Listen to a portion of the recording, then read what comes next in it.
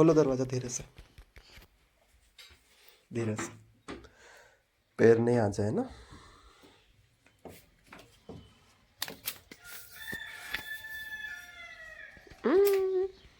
देख तो। आप सभी को नमस्कार। प्रातःकाल उठकर सर्वप्रथम हम पिता पुत्री मिले गैया से। फिर थोड़ी धूप निकलने के पश्चात हम गए छत पर। छत पर जाकर देखा कि गुलाब के पुष्प की पंखुड़ियाँ सूखकर नीचे गिर रही थी, तो उन्हें तोड़कर धूप में सूखने के लिए रख दिया ताकि बाद में किसी कार्य में प्रयोग किया जा सके।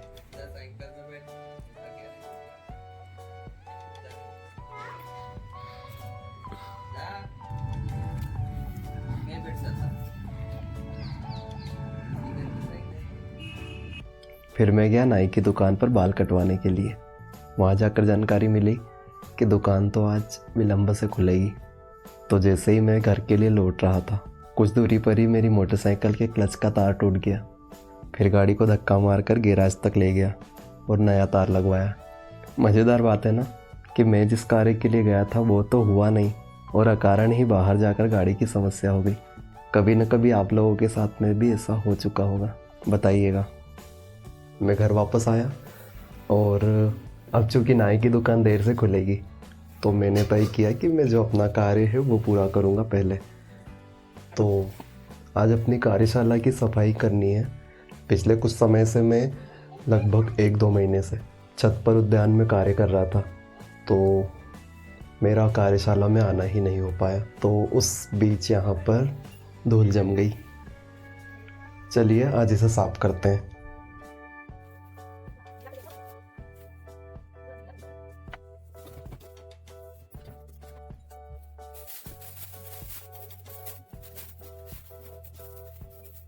क्योंकि यहाँ पर बहुत लंबे समय से कार्य नहीं हुआ है, तो अनावश्यक सामग्री भी यहाँ पर एकत्रित हो गई है। परंतु अब जब हम कार्य पुनः प्रारंभ कर रहे हैं, तो ये सामग्री यहाँ से धीरे धीरे अपने स्थान पर लौट जाएगी। वैसे भी वह कार्यशाला ही क्या, जहाँ पर सामग्री का अंबार ना लगा हो। जब हम अपना कार्य करते हैं तो उस कार्य से संबंधित सामग्री तो यहाँ वहाँ आपको देखने को मिल ही जाएगी।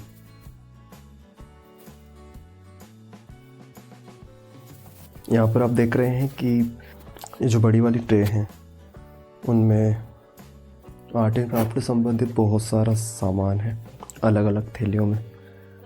ये जो रजिस्टर देख रहे हैं, इसमें मेरे कई सारी योजनाओं के चित्र और जानकारी लिखी हुई है।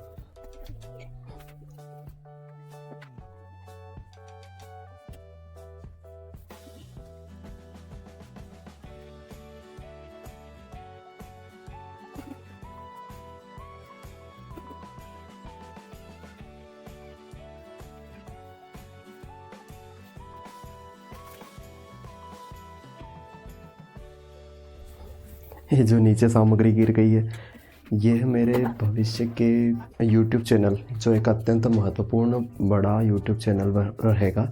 उसमें प्रयोग की जाने वाली छोटी छोटी सामग्रियां हैं। आपको मेरे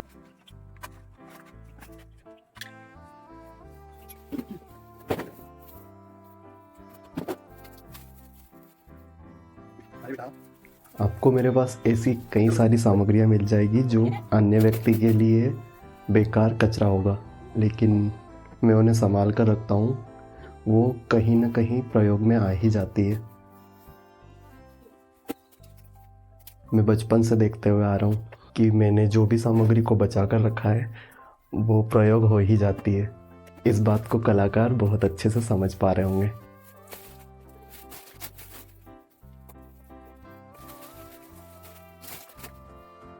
यह कपड़े जो आप देख रहे हैं, देखकर बहुत गंदे लग रहे होंगे, परंतु यह हम जो विभिन्न प्रकार के गोंद प्रयोग करते हैं उन्हें पोंछने और सामग्री को साफ करने के लिए यह कपड़े प्रयोग किए जाते हैं।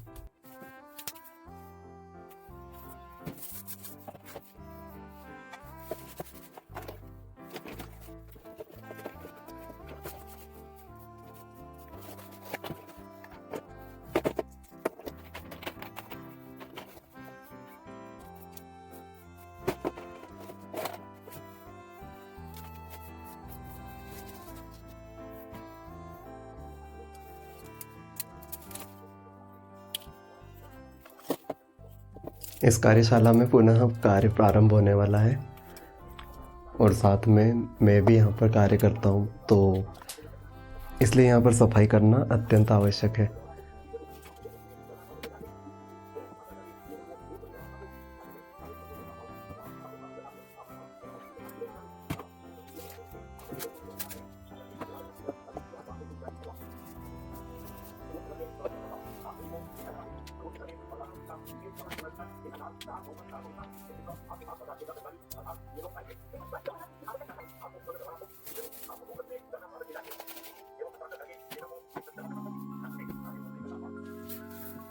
आपको यहाँ पर ढेर सारी सामग्री दिख रही होगी। आप सोच रहे होंगे कि यहाँ पर कार्य कैसे करते होंगे, परंतु मैं आपको बता दूं कि यहाँ पर ही इतने से स्थान में 3 से 4 व्यक्ति बैठकर कार्य करते थे।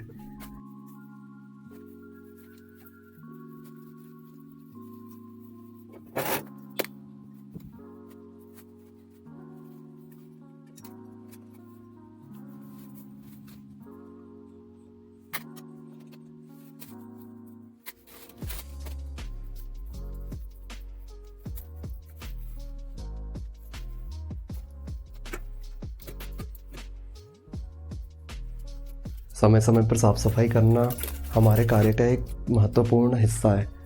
यदि हम समय पर इसे ना करें तो बहुत असुविधाओं का सामना करना होगा।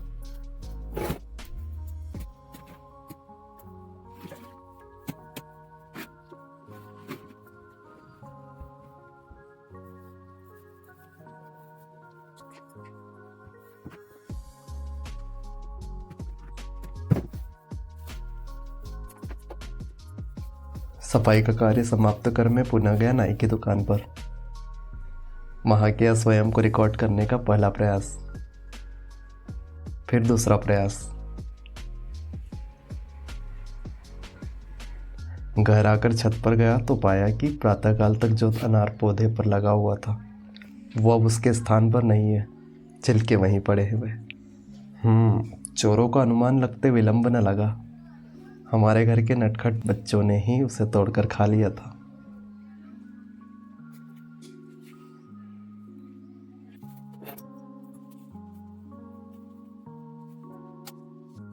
छत से वापस आकर कार्यशाला के पर्दों को उनके स्थान पर व्यवस्थित किया।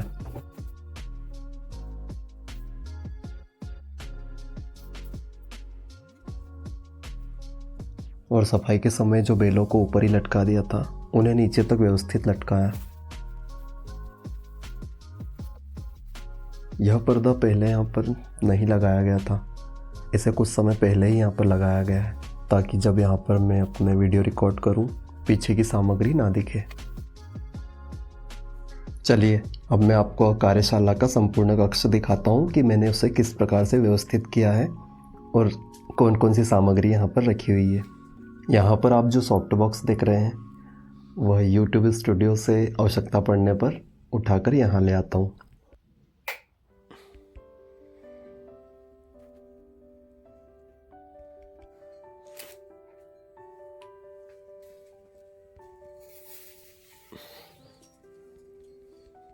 यहाँ पर्दे के पीछे इवेंट डेकोरेशन से संबंधित कुछ सामग्री रखी हुई है, जैसे मंडप चेयर, टेबल और कुछ लोहे के स्टैंड है, और बाजू में सिलाई संबंधित कुछ सामग्री भी रखी है।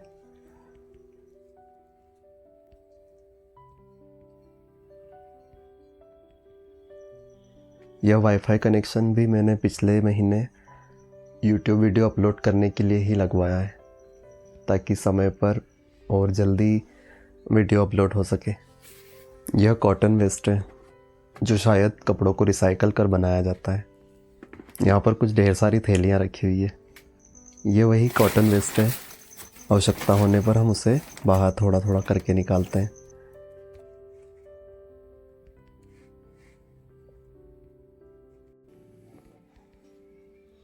इस ओर पर्दे के पीछे एक लोहे की अलमारी रखी हुई है जिसमें हमारा समस्त कला संबंधित सामग्रियां और कच्चा सामान रखा हुआ है।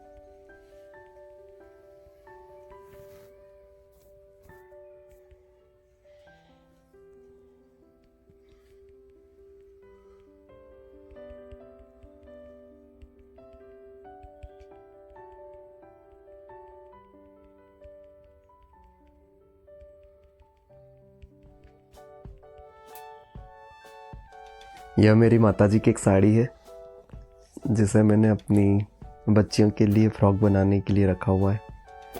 अब समय जैसे ही मिलेगा तो मैं बनाऊंगा।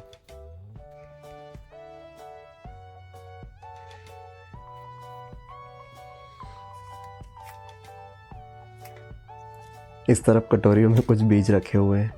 यह मेरी गुड़िया की एक मिट्टी की चक्की है। बाकी यह थोड़ा बहुत कुछ सामान है जो सिलाई से संबंधित इस खिड़की में टांगा गया है।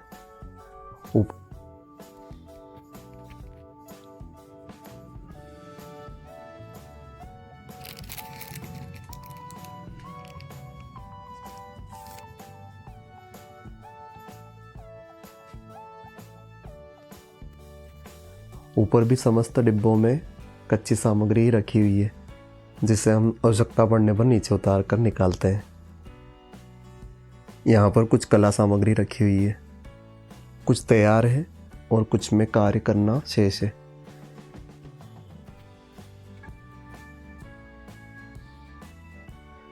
अब ये देखिए, इस समस्त घर में जहाँ जहाँ भी लकड़ी की सामग्री है या गत्ते के डिब्बे हैं वहाँ पर दीमक का प्रकोप है।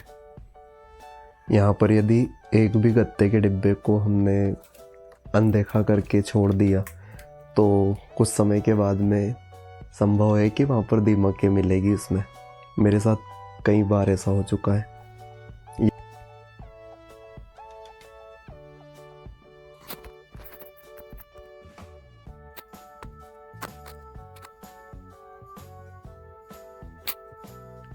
देखिए, इस पूरे दरवाजे के अंदर दीमक रहती है, इसलिए इसकी यह स्थिति हो गई है।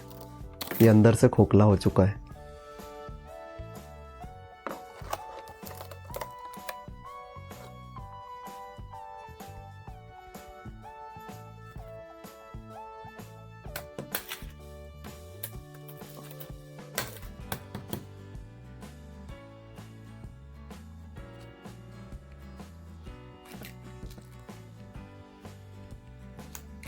पहले यहाँ पर एक हैंडल था पर उस जगह को भी दीमकों ने खोखला कर दिया।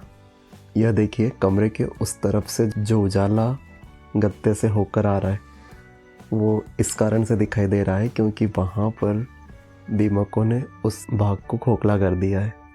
बाहर से ये अच्छा दिख रहा है लेकिन अंदर से ये पूर्ण रूप से खोखला हो चुका है। यही नहीं, यह दीमक हर स्थान पर है। आप कुछ प्रयास करोगे तो उसके कुछ समय के बाद में वो पुनः वापस आ जाती है।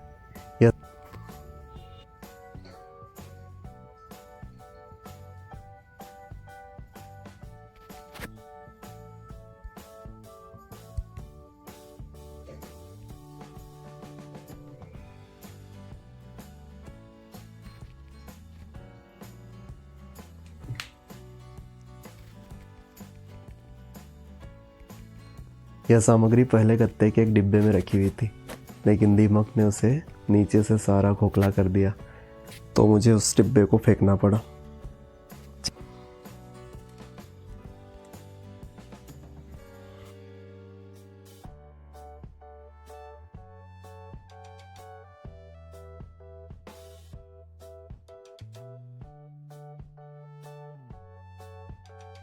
चलिए मित्रों, आज के ब्लॉग को यहीं समाप्त करते हैं। मिलते हैं अगले ब्लॉग में। वीडियो को पूर्ण रूप से देखने के लिए धन्यवाद। यदि मेरे वीडियो आपको रुचिपूर्ण लगते हैं तो कृपया वीडियो को लाइक करें, चैनल को सब्सक्राइब करें और कमेंट कर मुझे बताइए कि आपको कौन सी चीज़ या बात अच्छी लगी। यदि आप मेरे पुराने वीडियो देखना चाहते तो कृपया यहाँ क्लिक कर देख सकते हैं। धन्यवाद।